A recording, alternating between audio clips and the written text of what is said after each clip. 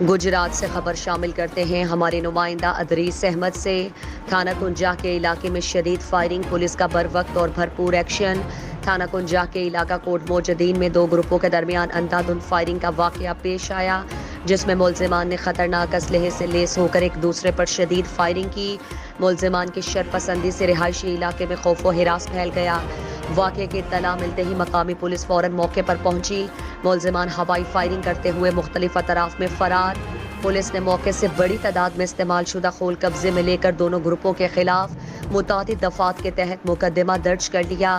D P او گجرات سید غضنفر علی شاہ نے واقعے کا نوٹس لیتے ہوئے ڈی ایس پی صدر سرکل کو ہدایت کی کہ واقعے میں ملوث شرپسند عناصر کو جلد از جلد گرفتار کر کے قانون کے کٹہرے میں لایا جائے، جس پر مقامی پولیس نے مختلف چھاپہ مار ٹیمیں تشکیل دے کر 3 مرکزی ملزمان کو گرفتار کر کے بڑی تعداد میں جدید اسلحہ برآمد کر لیا، جبکہ باقی ملزمان کی گرفتاری کے لیے چھاپے مارے جا رہے ہیں۔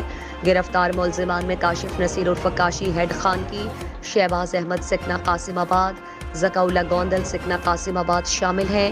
ڈی پی او سید غضنفر علی شاہ کا کہنا تھا کہ علاقے میں بدامنی پھیلانے اور عام شہریوں کی زندگیاں داؤ پر لگانے والے عناصر کے ساتھ آہنی ہاتھوں سے نمٹا جائے گا۔ شرپسندی اور قانون ہاتھ میں لینے کی کسی کو ہرگز اجازت نہیں دیں گے۔